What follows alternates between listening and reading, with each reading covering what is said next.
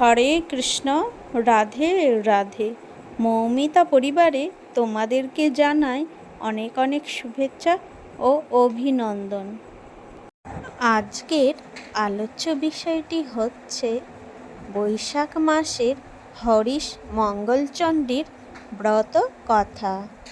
বৈশাখ মাসে পালিত হয় হরিশ মঙ্গলচণ্ডী ব্রত।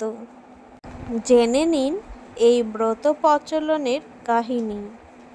হরিশ মঙ্গলচণ্ডীর ব্রত যেই নারী করে, সব দুঃখ চোখের জল মা হরে। বৈশাখ মাসের প্রতি মঙ্গলবার হরিশ মঙ্গলচণ্ডীর ব্রত পালন করা হয়।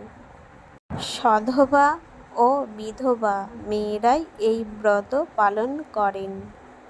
নানান রকম ফুল, তুলসী পাতা, দূর্বা, আলো চাল, কাঁঠালি কলা, মালা, ঘট, আম পাতা ও নৈবেদ্য দিয়ে ব্রতীরা ব্রত পালন করেন।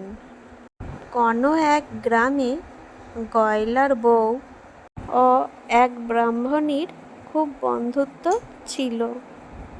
প্রত্যেক বছর বৈশাখ মাসের ব্রাহ্মণী হরিশ মঙ্গলচণ্ডীর ব্রত করতেন, আর গয়লার বউ সেই ব্রত পালন করা দেখত। দেখতে দেখতে গয়লার বউয়ের ব্রত করার ইচ্ছে হলে সে ব্রাহ্মণীকে জিজ্ঞাসা করল, এই ব্রত করলে কি ফল হয়? ব্রাহ্মণী জানালো, এই ব্রত করলে কারোর চোখে কোনোদিন জল পড়ে না, ব্রতীর সারাটা জীবন আনন্দে কাটে। এই কথা শুনে গয়লার বউয়ের খুব আনন্দ হলো। ব্রাহ্মণীকে বলল সেও ব্রত করতে চায়। ব্রাহ্মণী গয়লার বউকে বোঝালেন, বললেন ব্রত করা খুবই কঠিন। কিন্তু গয়লার বউ কোনো কথাই শুনতে চাইল না। শেষ পর্যন্ত ব্রাহ্মণী বাধ্য হয়ে তাকে ব্রতের সব কথা বলে দিলেন। এরপর বৈশাখ মাস পড়ার সঙ্গে সঙ্গে গয়লা বউ ব্রত আরম্ভ করতে লাগলেন।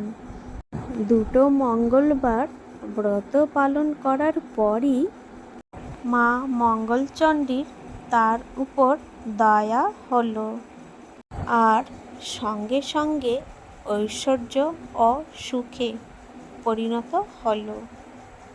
গয়লা বউ খুবই গরিব ছিল। এত সম্পদ দেখে সে ব্যতিব্যস্ত হয়ে পড়ল। সে আর সহ্য করতে পারল না তার অবস্থার পরিবর্তন। এখন তার কাঁদার ইচ্ছে হতে লাগল। কিন্তু যার এত ধন সম্পদ, তার কান্না আসবে কেমন করে? শেষে গয়লা বউ ব্রাহ্মণীকে বলল, সই আমি আর এসব সহ্য করতে পারছি না। ইচ্ছে হচ্ছে খুব খানিকটা কাঁদি। তুমি আমাকে বলে দাও সই, কি করলে আমি কিছুটা কাঁদতে পারি। গয়লা বউয়ের কথা শুনে ব্রাহ্মণী একদম আশ্চর্য হয়ে বললেন, সে কি সই, তুমি কাঁদবে কেন? এখন সুখের সংসার হয়েছে, এত আনন্দ ভোগ করছো, এখন কেউ কাঁদতে চায় নাকি? এটা হরিশ মঙ্গলচণ্ডীর ব্রতের ফল। গয়লা বউ বলল, আমি কাঁদতে না পারলে আমি বাঁচব না সই। তুমি আমাকে বলে দাও কি করলে আমার কান্না পাবে। ব্রাহ্মণী তখন খুবই চিন্তিত হয়ে পড়লেন, কি বলবে। কিছুই ভেবে পেলেন না। একটু দূরে একটা চাষের ক্ষেত চোখে পড়ল তার। সেখানে অনেকগুলো লাউ আর কুমড়ো ছিল। ব্রাহ্মণী গয়লা বউকে বললেন, যাও সই, ওই ক্ষেতটা দেখা যাচ্ছে, খুব লাউ আর কুমড়ো ফলেছে ওখানে। ওই খেতে গিয়ে ওই লাউ কুমড়োকে তুলে নাও আর গাছগুলোকে একেবারে লণ্ডভণ্ড করে দাও।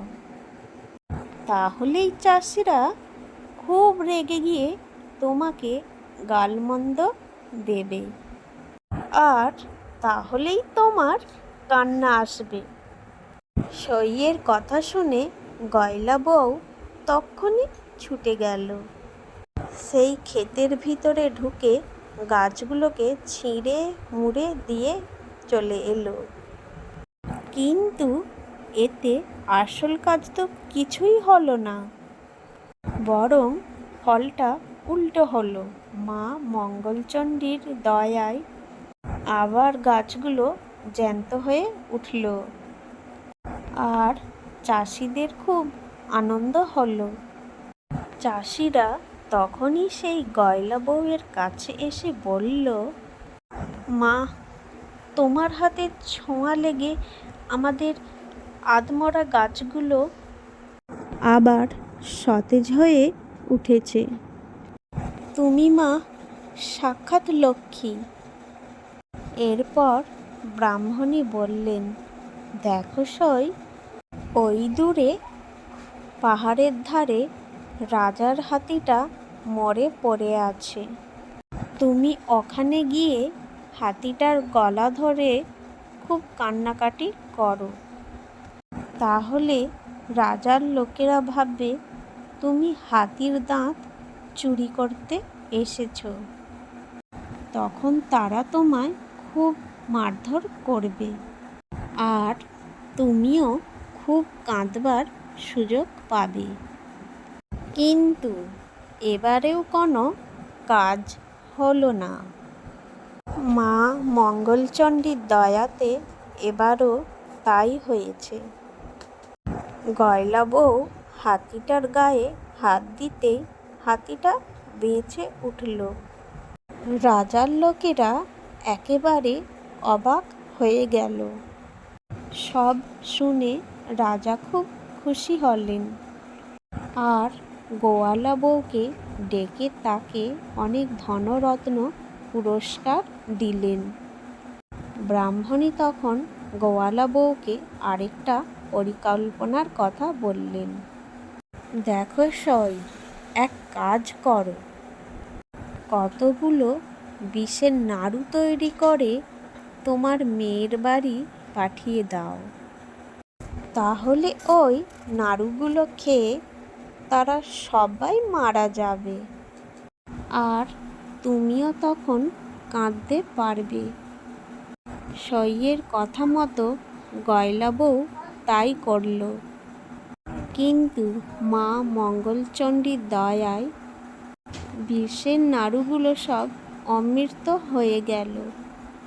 এতেও যখন কাজ হলো না, তখন ব্রাহ্মণী গয়লা বউকে বললেন, যখন কিছুতেই কিছু হচ্ছে না, তখন তুমি হরিশ মঙ্গলচণ্ডীর ব্রত ছেড়ে দাও সই। গয়লা বউ তখন মঙ্গলচণ্ডীর ব্রত করা ছেড়ে দিল। ফলে মা মঙ্গলচণ্ডী খুব রেগে গেলেন। মা মঙ্গলচণ্ডী গয়লা বউয়ের ওপর রেগে গিয়ে তার স্বামী, পুত্র, দাস দাসী, হাতি ঘোড়া যা কিছু ছিল সব কিছুই কেড়ে নিলেন। সব কিছু হারিয়ে ফেলে গয়লা বউ অনেক কাঁদতে লাগলেন। এখন তার দিনরাত কান্না ছাড়া আর কিছু নেই। এত কান্না সহ্য করতে না পেরে শেষে ব্রাহ্মণীর কাছে গিয়ে বলল, সই, আমি আর কাঁদতে পারছি না, আমি আর সহ্য করতে পারছি না। যেমন করে হোক আমার কান্না থামিয়ে দাও। ব্রাহ্মণী বললেন, তুমি তো কাঁদতে চেয়েছিলে, এখন কান্না থামাতে বললে কি হবে? যাক, যা হবার হয়ে গেছে। এখন বাড়ি গিয়ে মরাগুলোকে খুব সাবধানে রেখে দাও। সামনের মঙ্গলবার থেকে মা মঙ্গলচণ্ডীর ব্রত আবার করা শুরু করো। তারপর মঙ্গলবার আসতেই মা হরিশ মঙ্গলচণ্ডীর ব্রত করা আবার শুরু করলো। মাকে ডাকতে লাগলো। এমন সময় সে শুনতে পেল কে যেন বলছে, আর এমন কাজ করিস নে, যা, তোর আর কোনো ভয় নেই।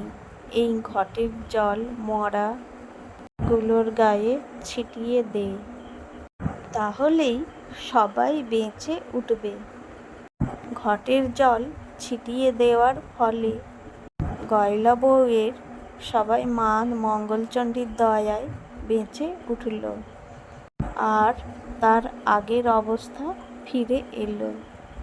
গয়লা বউ তখন শুদ্ধাচারে মা মঙ্গলচণ্ডীর ঘটটি তুলে রেখে ছুটে গেল ব্রাহ্মণীর কাছে, তাকে সব কিছু জানালো। এইভাবেই প্রচলিত হলো মা মঙ্গলচণ্ডীর ব্রত। আমার এই ব্রত কথা এখানেই শেষ করলাম। সকলে ভালো থেকো এবং সুস্থ থেকো, আর প্রেম সে বলো, জয় মা মঙ্গলচণ্ডীর জয়।